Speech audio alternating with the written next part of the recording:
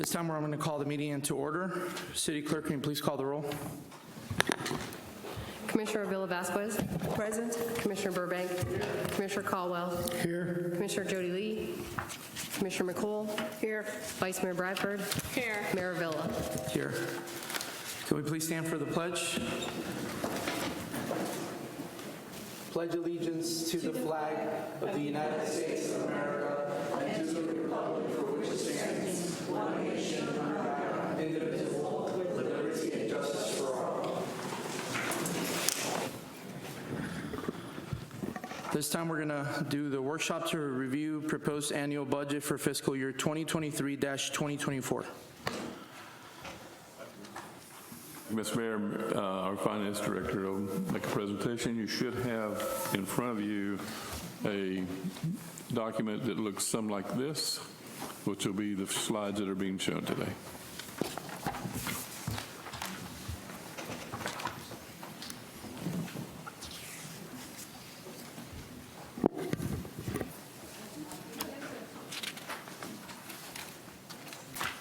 Just a few things before we begin.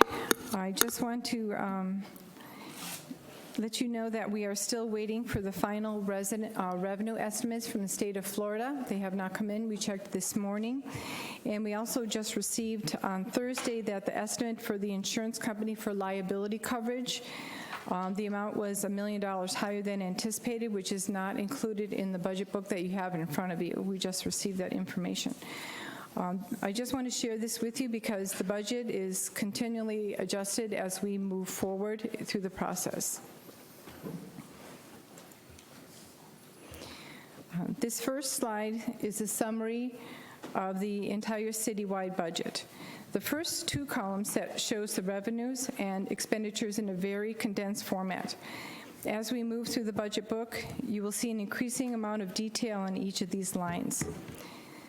The first column, the budgeted total revenue for the city of Deltona is $151,834,100. The first line is the largest source of revenue is from taxes.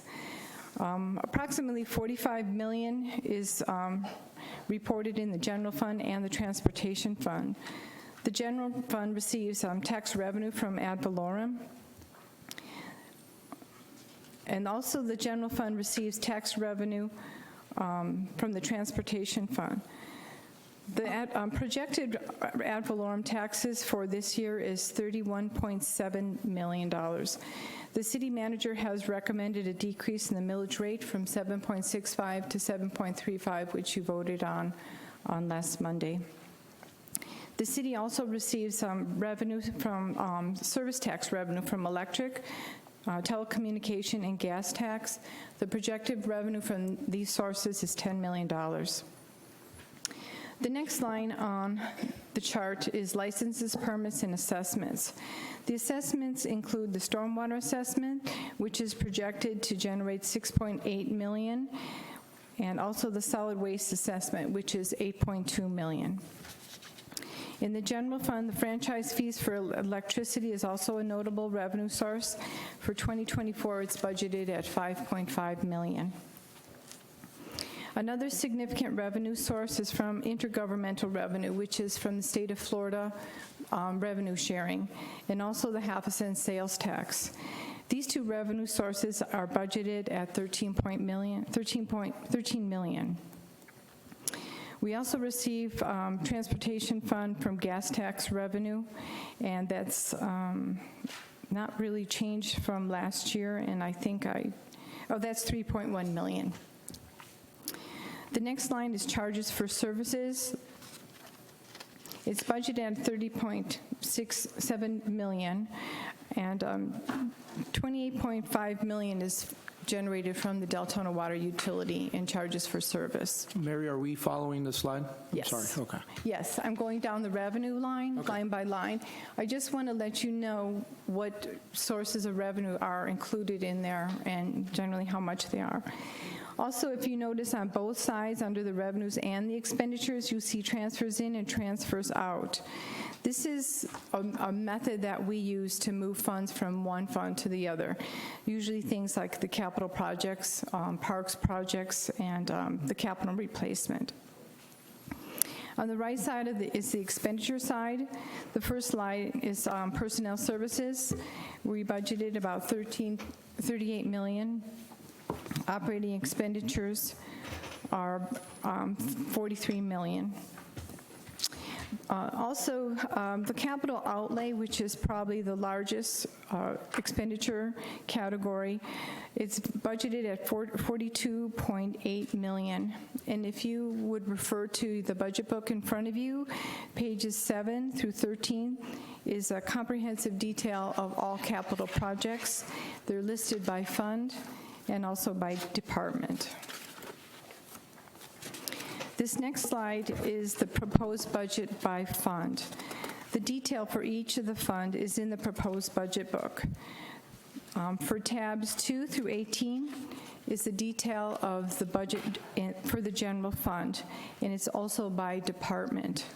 On tab 19 through 31 in your budget book provides the detailed item for the special revenue and for the capital project funds. Yes. Has there any changes since we went over this a couple weeks ago in the budget book we received? No, there Okay, hasn't so been. all of this is the same as it was when we went through it 2 weeks ago? Okay, thank you. There's some changes, but we just haven't had time to make them. And then once it's on the agenda, we can't make any changes. Okay. So just like the insurance that we just found out about, that is not reflected. So, but other than that, I don't believe there is. Thank you. This next slide, I think it's very useful. This is just for the general fund. And what this shows, the columns are all the expenditures going across the top, while the rows are cost by function. So for example, the first column is personal services, and as you scroll down, you'll see that under the general government, $9.8 million is budgeted for salaries and all the associated costs with personal services. Public safety, we budgeted $11 million, and that's for the sheriff and for law enforcement. Public Works is budgeted about $2.4 million for salaries, and Culture and Rec, we have budgeted about $3.3 for personal services. So what's useful about this chart is you can see also where the funds are transferred out to. So. This is the capital request by department. So the first department is city manager budget, the largest. I'm not going to go through every single one. I think it would, be a little bit redundant, but just for the bigger ticket, $200,000 is budgeted to replace and repair the monument signs. IT has a number of different items. It's one of the challenges is trying to stay abreast of technology. And although there's items in here that may not have been requested by IT, it's vetted through their department to make for compatibility.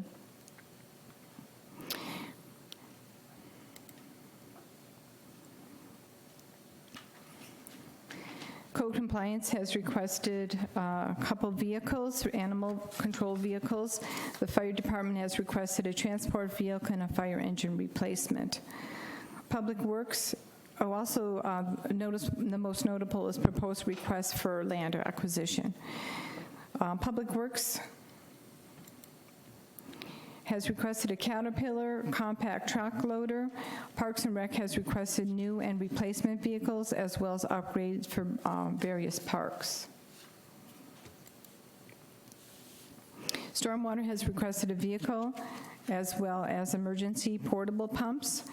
And Transportation has requested funds for road resurfacing, the paved shoulders project from El Camp to Fort Smith to Providence. The three significant projects are the roadway elevation for Catalina and El Camp Boulevards and the Rhode Island extension. Deltona Water has planned land acquisition, equipment purchases, rehabilitation for the sewer collection systems, water main replacements, well field expansion, and upgrades to the Fisher and Eastern Advanced Water Treatment.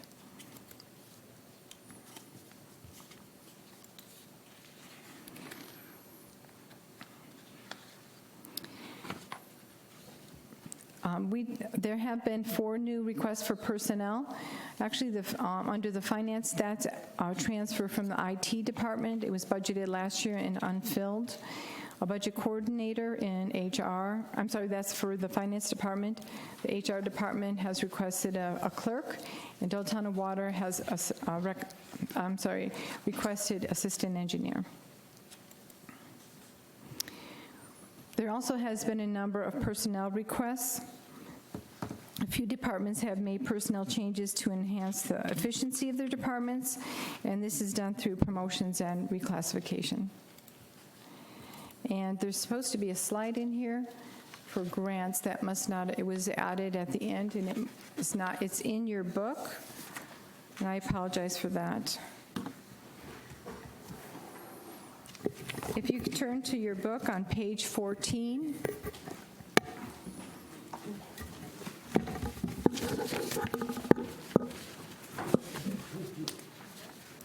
This is a chart that is our grant funding opportunities.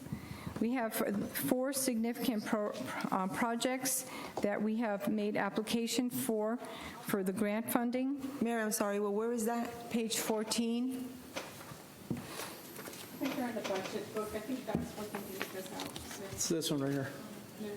Okay. No, but she's talking about the grant opportunity funding. You're talking about this one, Mary? Yes, Are you talking about the page 14 over here? yes. Yes, it's in both. They're four, okay.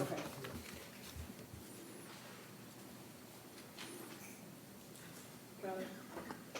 That's for research. Are you there, Commissioner Avila Vasquez? Did you find? Okay. The Catalina Boulevard roadway elevation has been applied for. The state funding is $1.7 million. The city has to do a matching, which about $500,000. So the combined funding would be $2.2 million, which is the cost of the project. We also have applied for application for grants for the Elkham Boulevard roadway elevation. $4.4 million, it would be for the HMGP, and also another $400,000 would be through the House Senate. So the total project would be $6.8 million, and it would be $2.4 million would be state funding. For the Eastern Wastewater Treatment Plant and the Fisher Wastewater Treatment Plant. There are $2 million and $1.5 million respectively for those 2 projects. The combined funding would be $4 million and $2.5 million. So it would be pretty much a 50-50 match from the state.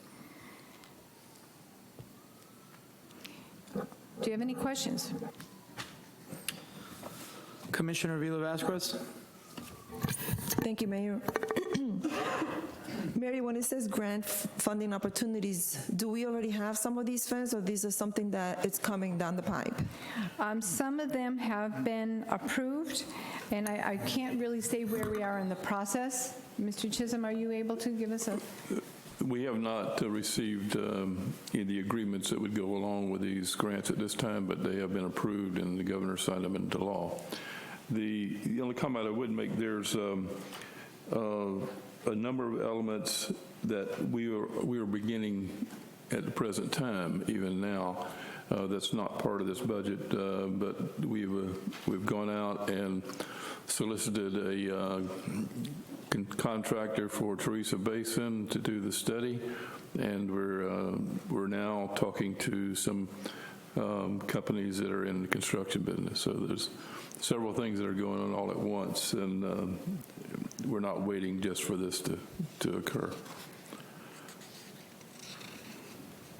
Thank you. Vice Mayor Bradford? Mr. Chisholm, can you go over the general government land acquisition, $5 million? We have a number of things that's going to be, that we're going to be considering this year. One of them is a transportation project that's had $10 million in the budget for Rhode Island Extension. There's probably another $10 million in our estimate of both land acquisition and participation in the project as it goes forward. The initial phase was just carrying it to Normandy. We want to carry it all the way to Wolfpack, but there's there's properties in between that'll have to be acquired. That's one of them.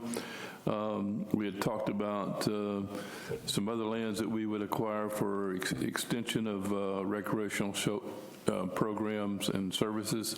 We have not defined the locations for that, but we wanted to have the funding available for it. And as we review the plan that's been revised this year, the second phase of the recreation programs, it's going to give us some options of what we would do there. Beyond that, all of our programs, all of our utility systems and the conversion programs that we've got with the septic to sewer, some of that's going to be funded in the utilities. Some of it may have to be funded from other sources. In addition to that, there's road projects. In fact, we were at one recently where we have probably going to end up buying a lot and maybe two to solve an existing problem. Some of it has to do with the road, some of it has to do with storage of stormwater, and some of it will be actual construction. So there's a whole host of projects. Rather than trying to identify specifically, because we don't know exactly what's going to be required, that we want to at least have funding set up for those purposes. And just to make sure that everybody understands that they don't have a heart attack, this is bookmarked money, but these will come before the commission for any approval, and nothing can just be like purchased and brought without us approving it, correct? That's correct. Okay.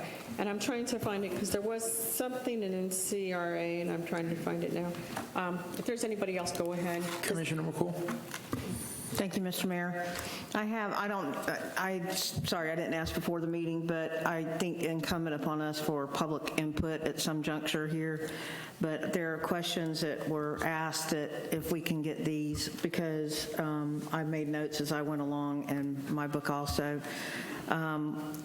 Can someone explain, this is a question from a resident, why we rolled over such a large amount from the trash to the general fund, but increasing the trash this year, why the assessment is going up? So if we can talk about the transfer into that with the assessment on top of that, I think that we can begin answering questions here. Can we talk about that?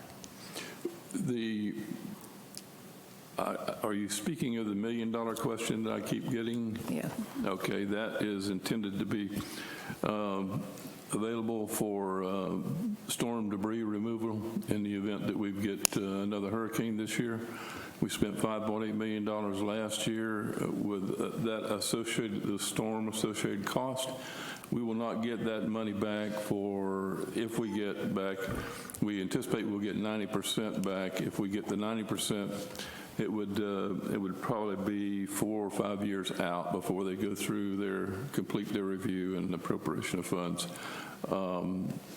We're trying to be prepared in the event that we do have another event this year. And that goes back into the general fund if that is, we don't. Yes. We don't, okay, all right. So that's one question. Okay, so that question has been answered. I don't know if satisfactorily, but I just want to make sure that, and I have, can we go back to the tree replacement fund here on the second slide here? So I know that we have that fund, but there was like at one time almost $1 million in that fund. I wanted where'd it go? This is one of my babies here. It's still there. Okay, It's well, still it just, This is what we anticipate to receive this year as a result of the requirements for Okay. funding that. So, okay, I got you. Okay. I wanted to also understand the transport. When we're talking about that, we're talking about the purchase of another transport vehicle, right? Yes. In addition to the one. This transport vehicle that we have one in this budget. We're anticipating getting in this proposed budget is an additional one. Both of these are replacements, so that we'll have units that are serviceable. Okay, my next question has to do with the public safety, the sheriff's office budget. Yes. It's somewhere stated on here, in one of my, it's $13.8 million, but I understood as to, right, there was an ask for an incremental increase last year, right? Yes.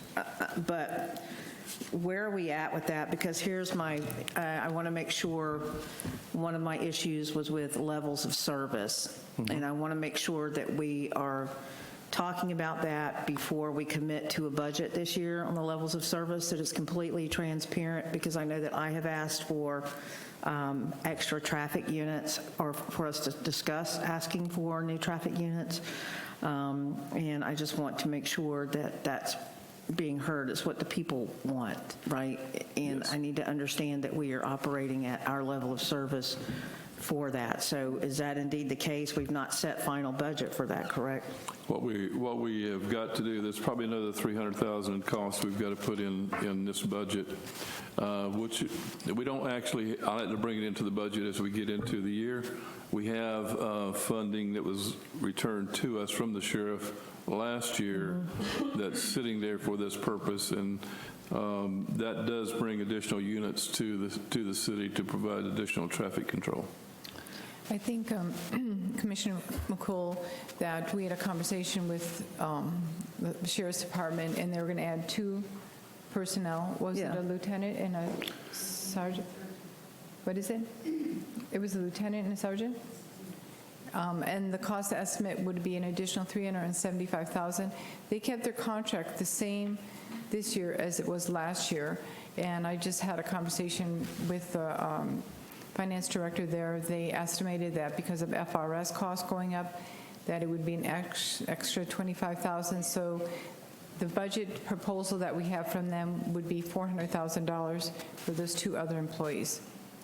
And that's so, I understand FRS, that's so astronomical, I want to find out before we if you could tell me before we proceed further, because the elephant in the room is that we've always had public participation in our budget process.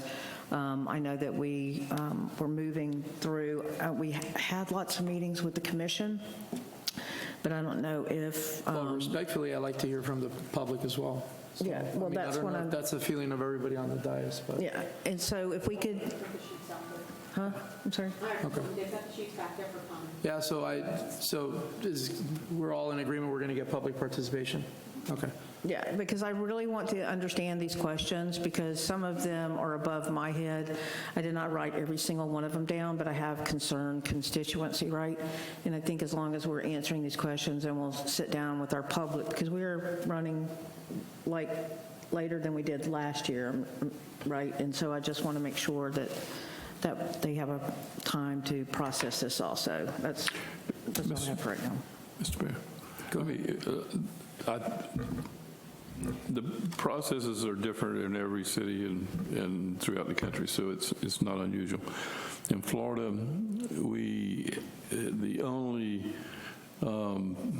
we're at the same point we would be at any other year, because by, I think it's August the 3rd or 4th, August the 4th, all of us have to give a tentative millage rate to the property appraiser, I believe.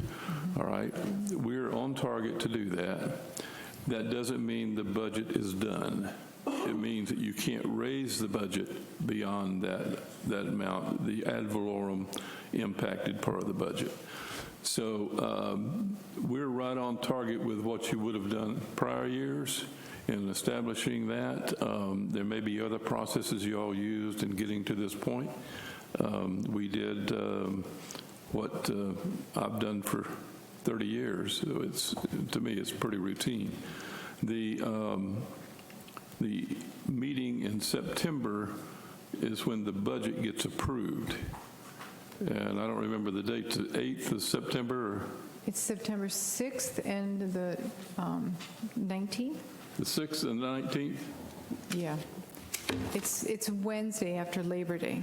Okay. So there's still another budget hearing. It's a hearing for before we finally have an approved budget. Right, and I get that, Mr. Chisholm, and I know that I've sat down with you, I have sat down with directors, but we have some very involved members of our public, right, with questions, and I just want us moving forward. I understand that every city has their process. I understand that you have your process coming through, but I will tell you that it is a precarious position to, be a commissioner and trying to serve the constituency, and this is what the constituency is asking for, is time to process and time for input. So I would ask that we consider that moving forward. I mean, we're here at August already, and I know that you and I have had a conversation about how it will go next year, not how it went this year, but how it will go next year. And I just want us to address that and have that input from the residents, because there are questions that I hadn't even thought about asking when I was doing my due diligence through this whole budget process, things that I did not think about, and I want those brought to light, and I want them answered in a kind of satisfactory way as we move through the process. So that's all I'm saying. I understand, again, everyone has their process, but we need to take that into consideration as we move through. Thank you, Mr. Mayor. Mr. Chisholm, I'm glad two of the commissioners here asked questions that I had on my list of stuff concerns that I've had. But another one I still have concerns about is the El Cam Boulevard roadway elevation. I sat down and I spoke to a Deltona resident who happens to be an engineer, and I believe he presented at some point some information either to staff or one of the former city managers. I'm not clear on that yet, but he did show me some information that I thought was very useful, at least to the city. Instead of elevating that road, can we not just draw a bridge? He showed me the grant funding for it. If we don't go with the fancy bridge, it could be funded about 98% with grant funds, and then we don't have to worry about elevating it every so many years. Just trying to throw that out there, because I think specifically with the last two hurricanes that hit us, that road was, for over a month, it was not accessible.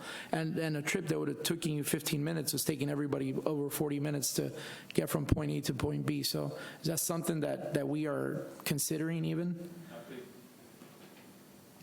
The design of the improvements will determine what works, both environmentally as well as engineering-wise, what works and how it functions. Because right now it would function as a dam as it did last time. If we have to take in consideration the movement of that water from one end from the north end to the south, and then any other outfall that we have, how's that going to work? We're just not at a point of knowing exactly what the technique's going to be. So the study should tell us that, because the way I'm looking at it, it even gives an opportunity for those two bodies of water to connect, and we really wouldn't even have to worry too much about making sure that the piping is unclogged. I know there's a terminology for that, but that's out of my field. You might have to worry about the other end. If the water gets there too fast, sure, then you have a little different problem. So, I don't have the answers, and that's we're just not at a point of having answers about how that's going to work, and that's what the consultants are going to tell us. Okay. Anybody else up here have any questions? Could we go to public comment?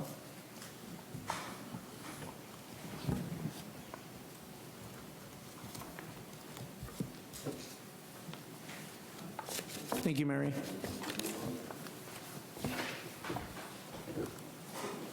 Terry Ellis.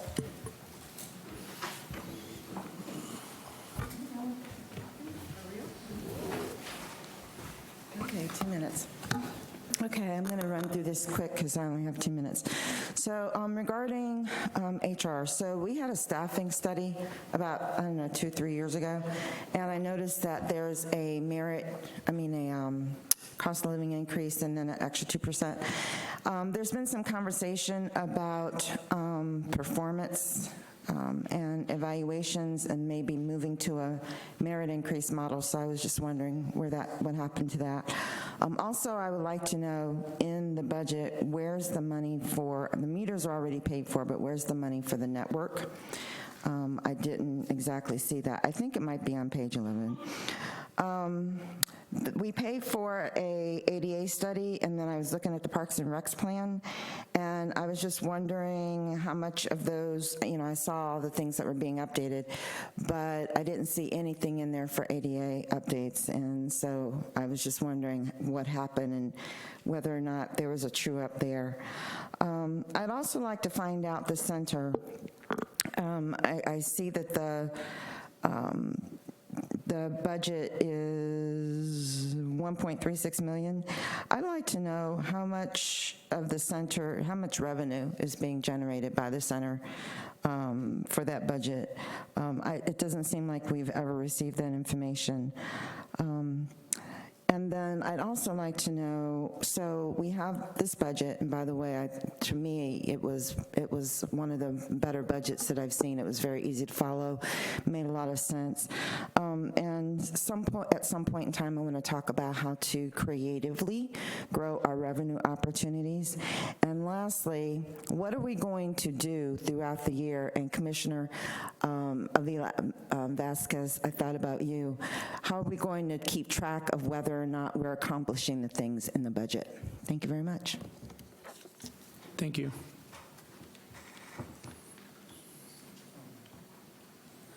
David Sosa.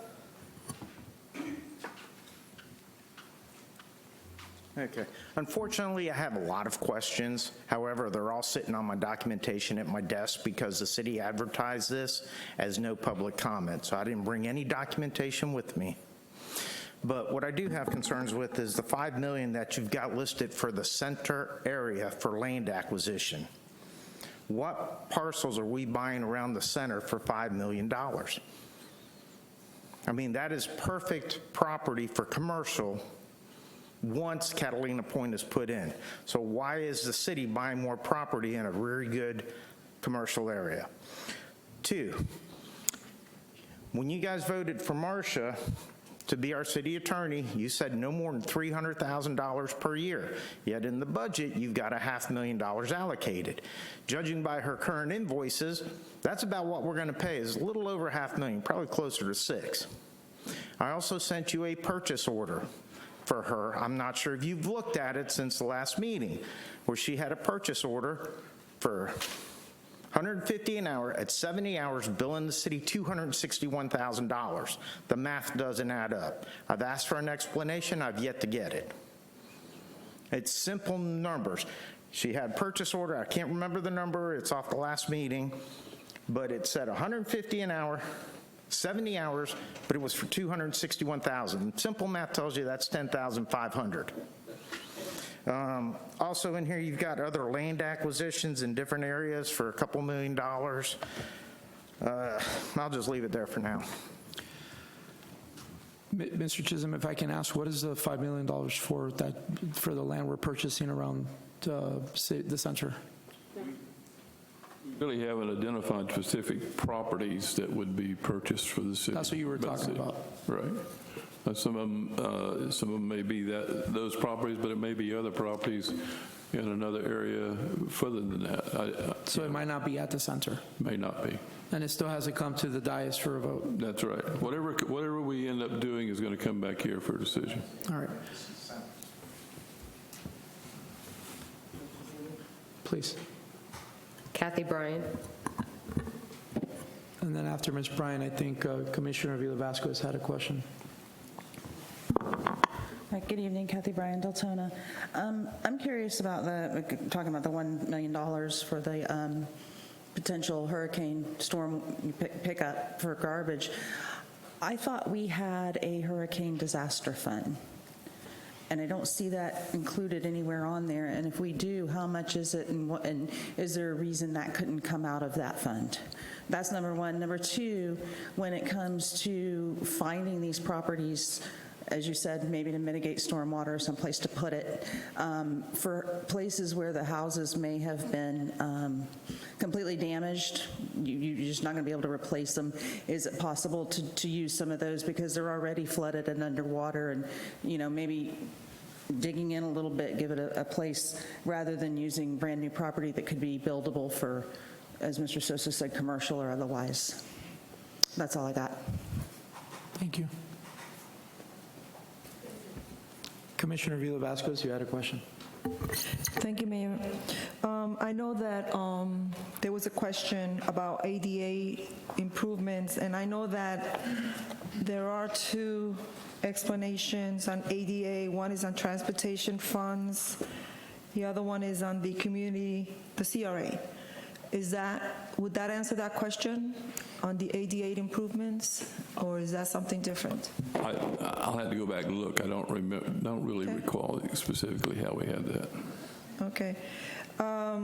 So I have a question actually it's a question asked from a resident regarding the blue tarps around the city of Deltona. Yeah. So my question is,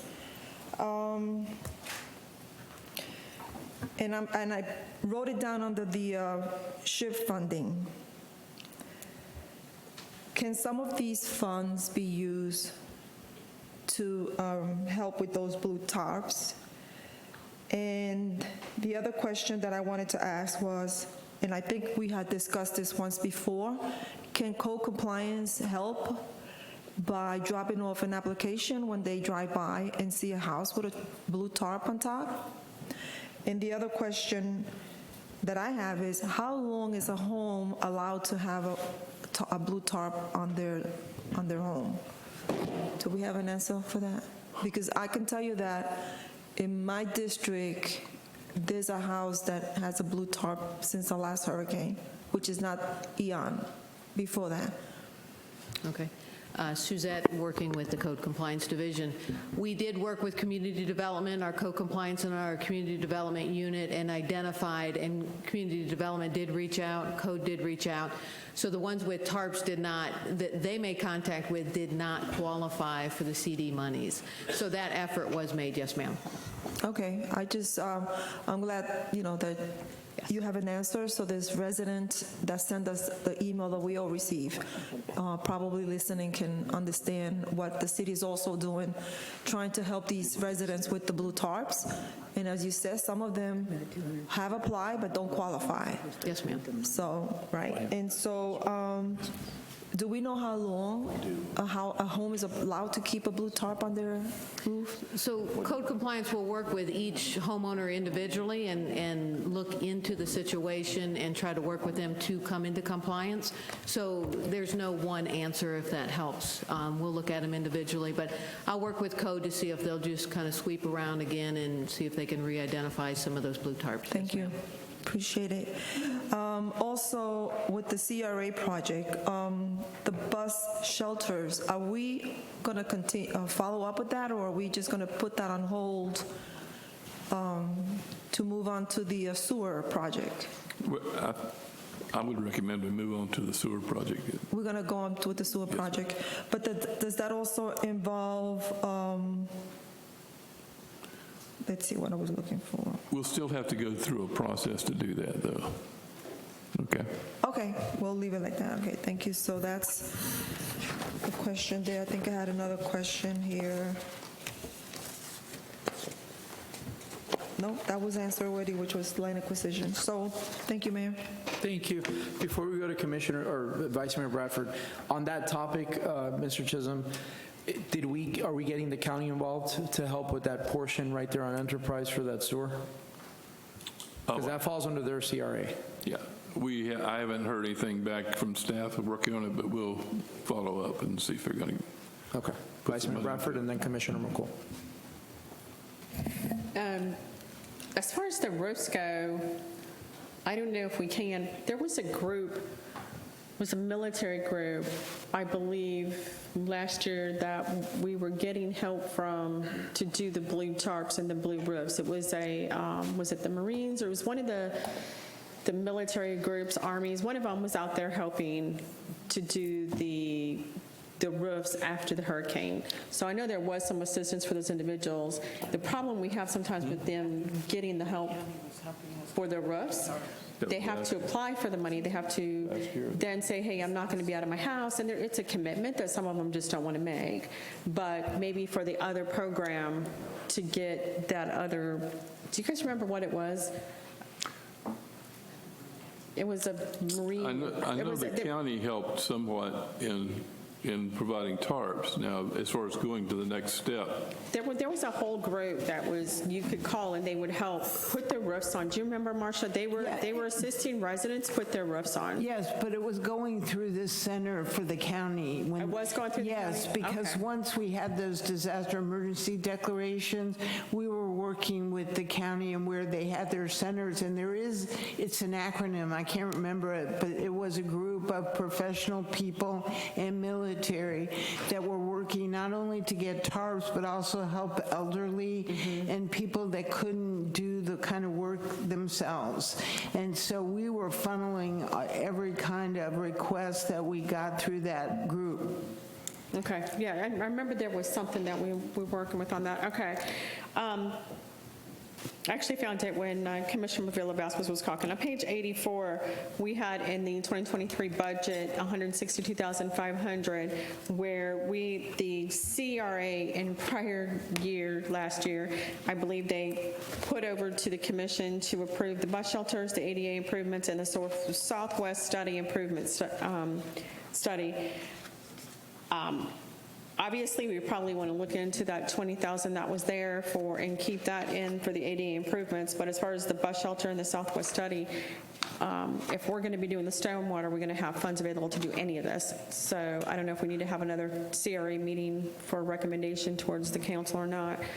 I would like to see if we can get some answers to a few residents' questions out there. I think they're pretty simple questions.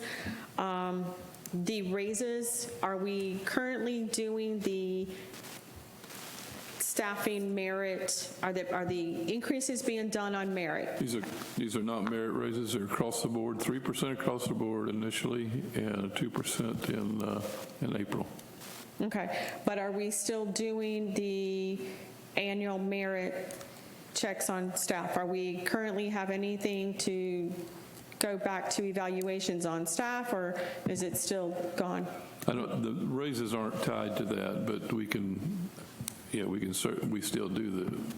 Right, we had a prior city manager that eliminated that, and then I thought we had brought back to have that done again. Okay. So I'd like to check on that, and then can you guys answer the question regarding the meters and the network and where that came out? I believe that came out of 23 budget, 22, 23? Yeah, the meters did. Right. In the network, that is a part of that. That was all out of 2022, That's all part of that, yeah. Okay, yeah, they were just asking, so I just want to, hit their questions. I thought it was, but I didn't want to, thank you. ADA study, I believe her question was the ADA study updates and any funds going towards, out of this budget, towards any repairs that are needed? Yes, there's some that will be going forward for that purpose. Mainly it was access. The ones that I saw was they identified some recreational properties that had access problems, and I don't remember the exact list, but that's how we'll handle those. So it is in the budget book, Ms. Ellis. Like to get through it, we'll have to tell you where it's at. Maybe one of the girls can actually assist you with that. Do we have the revenue for the center? I do not have it, not unless somebody financed. Do y'all have the gross revenue for the center? While they're looking, I'm just going to throw this out here. this has been a beef of mine since I became a commissioner. It's like I hear 50%, the center needs to become a revenue generating thing, and then I hear it's supposed to be a community center. When did we make it a revenue generating?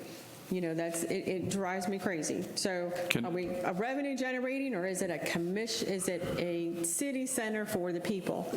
Can I address that? Yes, please. I don't know of many facilities of that nature that even break even, because there's two missions here. One is community facilities for organizations and groups to use. The other is to have entertainment.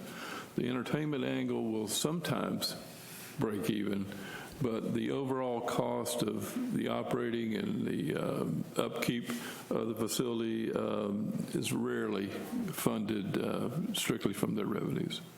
Yeah, this has just been a pet peeve, personally of mine too, because it's like we built this as a community center, not a revenue generating to keep making money for the city. It was to be there for the community, which I would love to see us do more community events and have more things for the community that they can go to and they can attend. That's why we spent the money for it. The $5 million land acquisition, I think you've covered that several times, that, you know, that's not the property around the center, which I think that was just an assumption. Looking at Marcia's budget, it is 14. What I'm looking at, I thought it said 312. The other stuff is admin and anything else that the city has their portion of with our legal. So her budget is in here at 312. The Hurricane Disaster Fund, I don't know if Ms. Mary, so the Hurricane Disaster Fund, and by the way, Ms. Bright, you brought some great questions up. I don't know if you guys can cover exactly what the Hurricane Disaster Fund is for and what we take the funds out, and then how long does it take us to get the funds reimbursed from, like, let's say last year's hurricane, like how many years is it going to take us to get that 4 to 5 years. Money back? So you're out, it's $5.8 million. We appropriate funds every year, and then we bring in where we think we may have to have, it just depends on the damage associated with these events as to what you'll need, and we're being conservative in providing that opportunity for us. And I believe the question was, can we take other funds out of the hurricane fund to do other things? I believe that's was her question. We typically do not. We typically do not take, in other words, have a hurricane fund and go buy trucks with it. No, we don't usually do that. Waste management picking up the post-storm debris. Waste management picking up the post-storm. We have to pay for that. Even if we're picking it up for the storm, we have to pay for it out of those storm funds. But then we can apply to get those funds back. Yes. So when waste management goes out to assist with picking it up, then we actually have to turn in and file, and that could take 4 or 5 years to get those funds back. Then that's replenished. Mary, you can probably explain it 10 times better than I can. I'm sorry, I was going to answer Terry Ellis's question on the Okay, go center. ahead. We were looking for that. So for the proposed budget for 2024, it's in 4 different lines based on ticket sales, food beverage sales, vendor commission, and fees. So we have budgeted $300,000 for fiscal year 2024, and 2023 we budgeted $300,000. For actual so far this year, it's about $300,000. Oops. And 2024, we budgeted $370,000. Sorry. Okay. Perfect, thank you. Well, they were asking, I think, revenue. Yeah, that's revenue. That is revenue? Okay, Revenue. good.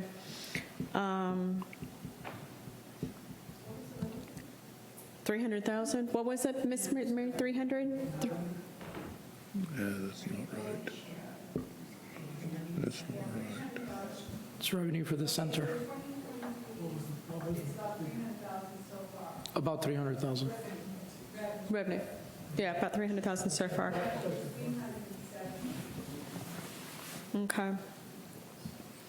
And then I actually love the idea. We did have some homes, I don't know if we could, look at, since we just put, we do have $5 million in this budget, and I guess your engineer will tell you that, like some of these homes that are flooded in these areas, looking at the acquisition of those, and maybe those would be areas too that you could even extend. I don't even care if we extend or retention to some of these to help offset, but that might be a good idea to look at some of these homes that have been continually underwater whenever we have flooding, not just in a 500-year flood, but maybe, There's a federal program for that, and we actually have I think one property that is qualified for it, and we don't know if they're going to take it or not. We tried to buy the property, I guess before I got here, they tried to buy it a couple of years ago because it got flooded. And they got flooded again this year, and so we're out trying to acquire it from him. That it requires a match, and what we actually is put together the match. If we get federal funds, we'll pay for it out of match. okay. And hopefully I didn't miss too much. I think I wrote down everybody's questions, and hopefully we got them answered. Before I go to Commissioner McCool and then Commissioner Villa-Vasquez, Mr. Chisholm, how much of staff time would it take if we can set someone up to specifically answer some of these questions that we continuously get in commission meetings? I think it'll be a big benefit for us as a city, and in working with the communication and dialogue between residents and the dais, because some people come up to that podium and ask the same questions over and over.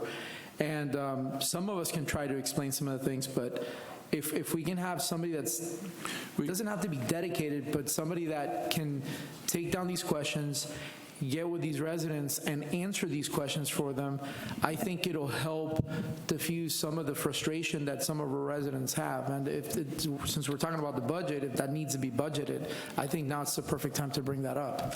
Put the frequently asked questions on the website, Some of these questions we get asked by this person and this person and this person. If we have a frequently asked questions list where people can go back and kind of read all the questions, what the answers were, that might eliminate things being repeatedly brought up, and then, they could possibly We'll try to do that. Just so, I don't know if you even know it, was it a week ago, 2 weeks ago? When do we have our phone bank? Not this past weekend before last? Weekend before last, because we were getting questions on the assessments. And we set up a phone bank in here, and I had 6 employees, I think it was about 6 or 7 employees, working the phones Friday and Saturday to answer questions. We had over 200 calls that were responded to, and then on a regular basis, our staffs are answering those questions as they call into the city manager. So we have people doing it, but we can try. Maybe what would be interesting is to do a phone call-in number for this purpose and see if that works to help assist people. We can try that. Okay, Commissioner McCool, and then Commissioner Villa-Vasquez. Thank you, Mr. Mayor. Just for budgeting purposes, I know that I've brought this up and I'm on this, regarding the bus stops. I understand that the contract is out, and I understand that we are cleaning up the bus stops now. Is that what we're doing? Yes. So do we own the bus stops now? We have the authority to remove them, and I don't know if we technically, I haven't looked at the contract, see if we own them, but in any event, we can remove them, and because we can legally do that. Okay. Now I want to get into our city attorney's contract and duties and so forth. I understand that the agreement has been passed through the commission, right? We see that.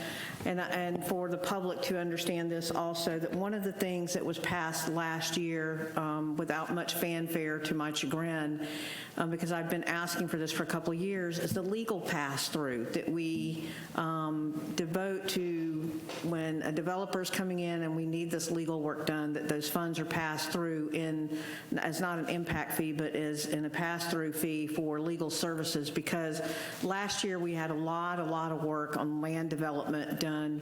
I don't remember the percentage, I did look at it one time, but that will be passed through from now on for services, right, for development services. And then we have ordinances also, and doing my budget book with the staff and city manager, I asked for a cap for the residents to take comfort in a cap on the hourly and how many hours, because we have to do what we say we're going to do. So where are we at with that? I need to understand the city attorney's duties and what do we farm out, or what will we be farming out, so that we can manage expectations on those costs, because it breaks down into several things. It's answering communication, it is working on legal, it's working on ordinances, and then we have special stuff like the ADA stuff, and things that we farm out. So I need our public to understand what the expectation of that is. Yeah, let me go ahead. What we have right now and what typically you have is special areas of expertise in the legal world, and we use a labor attorney for our negotiations for labor unions. We use attorneys that work through our insurance company for litigation, and we have a need for legal services from attorneys on land acquisition and negotiations.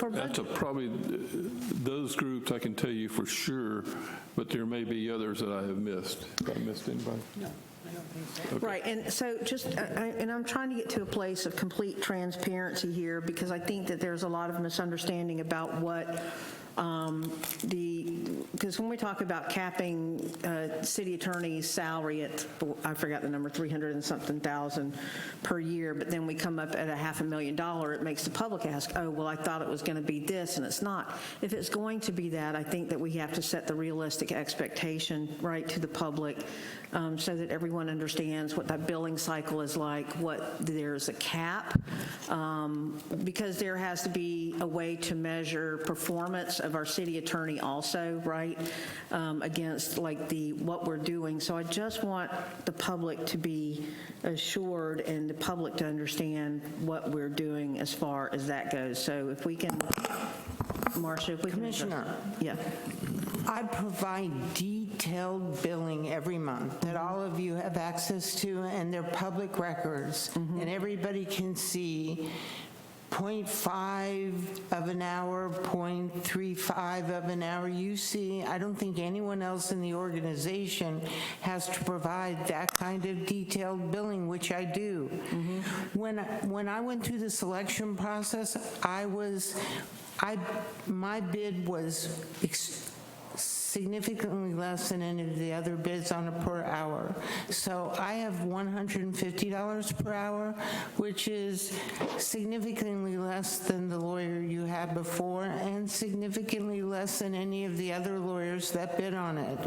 So it's hard for me to understand, and considering the public records requests that come in for my billing, which probably makes it the best-selling document in the city, if they were ranked, I can't imagine that anyone who has a particular interest in understanding what I do, this is a large city, and I take care of code cases, I do liens, I take care of everything that is not specifically that the city manager just listed. When it comes to litigation, I work on cases. The attorneys for the carriers call me and ask me questions. I help facilitate the at work. I do contracts, I do agreements, I do, everything else, which is a significant amount of things as an all-purpose lawyer that handles everything that is not farmed out. Just as a matter of fact, at my 150, your labor lawyer charges $350 an hour. So I am significantly under those. So I know these questions keep coming up because I think there are certain interests that want to keep asking those questions. But by the same token, I feel like I've been totally transparent. I gave you all a copy of the contract. It's based on the vote when I was selected as the city attorney. It has a cap on the hours. I cannot exceed that cap without coming to the commission and asking you to approve something additional. I have said when I made my proposal, I would ask you all if any kind of cost of living or whatever was offered to the employees, I would come to the commission and ask you for that, but not I just get it. I would have to ask you and you all would have to decide. So I don't know of anything that is not totally transparent.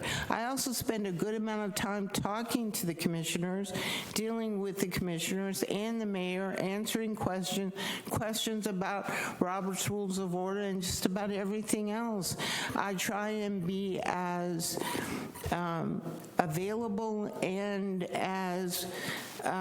I try and offer as much skill. I've been practicing law for 40 years in government to all of you at any time and when it's requested. So again, I just don't feel that I haven't been totally transparent and I haven't done everything I know to do to assist administration, to assist with projects that I have familiarity with that sometimes other people don't, and I provide as much service and support to all of the departments as I can, and using my government expertise to do it. Right, and here's the thing, I wanted that stated because we have this discussion last year, it's ongoing, and regarding the cap and what I would like to set correct expectation, right, for the amount of work that gets done, right? There's a lot of work, I see it, I see it, I work within the system with that work. So I just want that expectation, if we tell the public one thing, we have to take the public with us when we reach outside those parameters, because sometimes it looks confusing because the general public doesn't see the work getting done that perhaps we do, and that's all I'm asking, right? Is there a better understanding? Because I think that the public is trying to understand, and I think that it's incumbent upon us with the information to provide that, for clarity, if nothing else, right? I don't think so much it is nefarious stuff as much as it is explaining with clarity to the public, right, and answering the questions. And it gets asked over and over again, and it's frustrating, but it's still incumbent upon us to answer those questions. The last question that I have here is, did we get, for the 4B project, did we get any reimbursement from any of that activity? The only thing I know that we've done so far, I think we got approval to move forward with a revised program of 4B of a different nature, and we have not solidified or specifically detailed the content of that agreement. Because I know that is something that keeps coming up on my radar and being asked, so I want us to find some way to talk about that. There were things that went on with that project that wasn't the public's fault, but the taxpayer is going to end up picking up some of the bills. So I just want to make sure that we're getting the money back that we can, you know what I mean, regarding this project, because there was a series of events that went on that cost us money, and there again, here's the taxpayers waiting for something to happen and not knowing what's going to happen down there. I know that we've started work down there. If you could update on that, Mr. Chisholm, because that's another topic that gets asked a lot too. Yes, be happy to. As you know, we've been working on the community center itself, fixing fixing it up. The grounds will get renovated outside as well. The area that was disturbed around the lake where there's walkways, we're going to come back and restore that area to the west that had a lot of damage. The boat ramp will be repaired. We'll probably have some docking there and probably a fishing pier if we can get it funded by Fish and Game. So there's things that we still are working on. It will enhance the experience at the lake in our opinion. Now as far as the total funds and the funding there is a funding component in the current year's budget for that restoration. There's not funding in there right now for any kind of docking or fishing pier. That's something we will do in addition to. But the greater question is what alternative are we going to use to satisfy the water quality issue and the Blue Springs issue. And we're working right now to look at the water quality to the east of the current Blue Springs impact area. And if we find it suitable, we will be moving our well system to the east out of the area that is impacting Blue Springs. And that's kind of the plan that is unofficial right now, but that's kind of where we think we're headed. Okay, and my last question, sir. Well, with that, we do have generous riparian rights down there at Lakeshore, don't we? Yeah, we got some, yeah. Okay, all right. As far as the center goes, I wanted to find out, the question was asked too on that, if we're still holding the liquor license and selling, can we clarify what that is? We have a liquor license we currently have at the center. I doubt that we have one at the community center right now because we do have one at the other site. But we would explore having that if it's going to be a community facility. Okay, and the insurance, right, that yes. Does the caterer, okay, who serves the alcohol? We don't serve the alcohol. You can do it a number of ways. Sometimes you can hold the license, and then they can provide the catering and everything associated with it. Or if someone else holds the license, which is a little more complicated, because we own the building, own the facility, so we've got a vested interest. We're probably going to want to be a part of that. Okay, all right, and that's all I have right now, Mr. Mayor. Commissioner Vila Vasquez and Vice Mayor Bradford. Thank you, Mayor. I have a question going back to the Council on Aging. I see that we have 18,500. Is that part of the 14,000 plus that we awarded them? It's in addition to. So it's an additional funds? We have funds in the budget for that, and that's in addition to what they're getting from CDBG, or I don't remember the source. Yeah. CDBG, Yeah. Right. Okay, the other question I have, which I think Commissioner McCool touched on, is the bus shelters on Deltona Boulevard, anywhere within the CRA project. I know that we get a percentage for those the bus stops ads. Are we still getting that, or did it stop somehow? I don't know the status of it. We'll have to check. The status of my experience with those kinds of efforts. They generally sound good in the beginning, and they generally fail to deliver in the end. So I wouldn't be surprised if that's the case here, but we'll find out about it. All right, thank you. Okay, that was all. That was my question. Thank you, Mayor.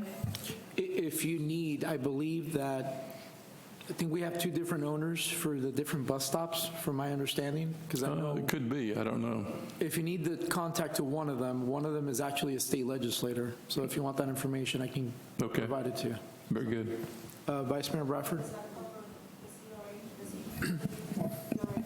So I know that the rep owns, specifically, they own the one right there on Saxon, so they're both in District 3, right in front of that Publix, and they own the other one that's right in front of that veterinarian location right next to right next to Cigar Hustler.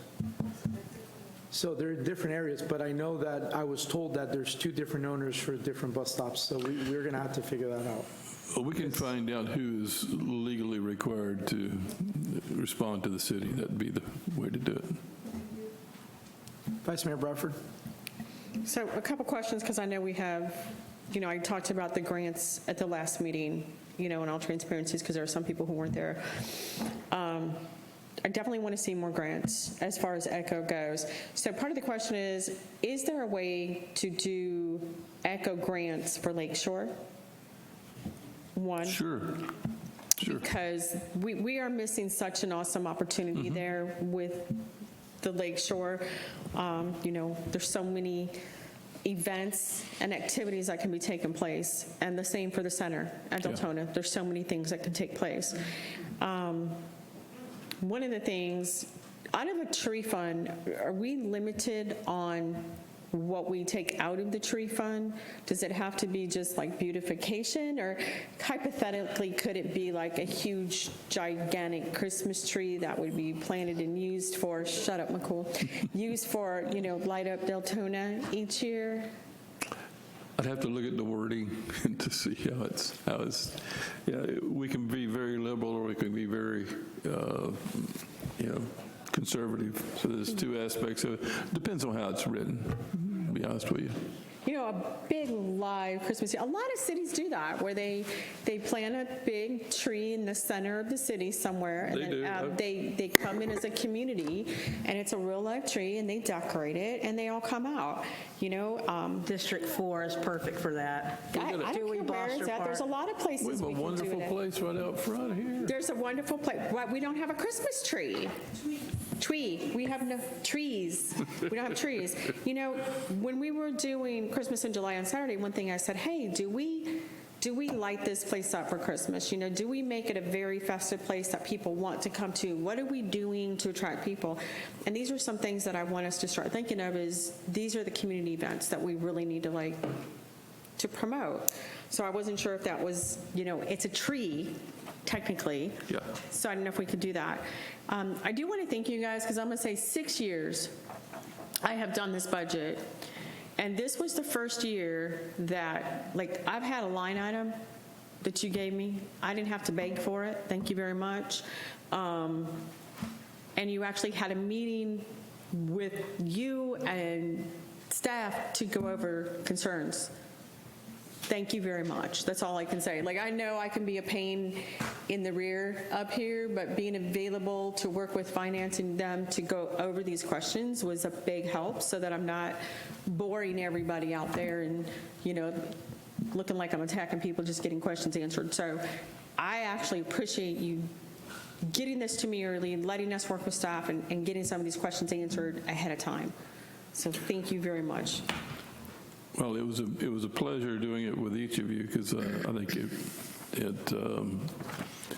have a better understanding of what's behind and what's making the budget work and why we do it. And it also, for us, it brings to light some things that we may not think of as we go through the budget process itself. So it's a two-way street. It's been very healthy for us, and I appreciate y'all taking the time to do it.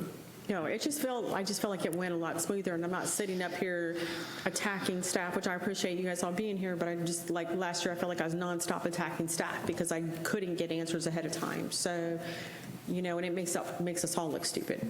So, thank you. That's all I have. I'm going to shut up. Commissioner McCool, and then we'll move to you. Mr. Chisholm, as our city manager, could you reiterate the fact that both yourself and staff are available for any budget questions?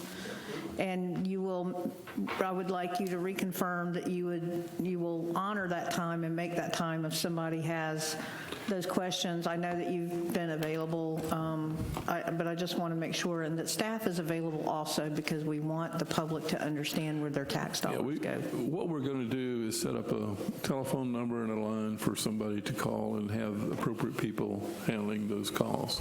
And, I mean, they can call my office and talk to me. I mean, I'm available as I can possibly be, and would be happy to answer any questions. But at the same time, there's a lot of, I've got pretty healthy staff over there that can do a great job with that too. So we'll try to make sure we're available. I can tell you the weekend that we had people in here, it was amazing. I mean, they really got to answer questions in a calm manner with people, and the people really appreciated the response. And the biggest return we got was, "You're here on a Saturday calling me back? I left a message Friday or Saturday morning," and it was, they were surprised that we took the time to do that, and we thought it was important because the letter was terrible. It was written, I don't know, some attorney must have wrote it, but it was not concise enough to understand, and it left totally out any reasoning as it relates to what it's all about. And that was we'll make sure that doesn't happen again. Right, and as the Commissioner for District 4, I am reconfirming my commitment to the budgetary process, and I'm willing to sit down with anyone at any time. There's been a huge learning curve at 3 years, right, going through budgetary process, and there's a lot that goes into it. So my constituency is welcome to reach out, and I will meet with them whenever, with whomever here on property, to discuss any concerns that they may have with the budget. So I'm just reconfirming my commitment on that. Thank you. And Marcia, just I want to reiterate this because I don't want you to feel like the dice is attacking you, right? When I get back, I just came back from paternity leave. I personally have at least 2 emails from residents that had some questions. They're not questioning your hourly rate. They're questioning the math is not adding up. So I'll forward that email to you so you can see it, and if you can respond directly to the residents, that would be great. But that's why I'm bringing that up. And the last question I want to ask before I go to city manager comments, has your contract been signed? No. No? Mr. Chisholm, when is that going to get done? The contract for Marcia, when is it going to get signed? Anytime, yeah. Okay, so we have to wait for a commission meeting to give. Okay. That's it. City manager comments? Have done, Mayor. Thank you. Sure. And can we just say, actually, there's 2, I guess. Can we just say congratulations to our Mayor Villa and his family on their new arrival? Thank you. Yay. I believe she's a beautiful, healthy baby girl. And our attorney had a new baby as well. No, she didn't have a baby, grandbaby. And I believe our city manager had a grandson. So we got a lot of future generations coming up, but congratulations to all of you, Mayor. Congrats. Thank you. Meeting's adjourned.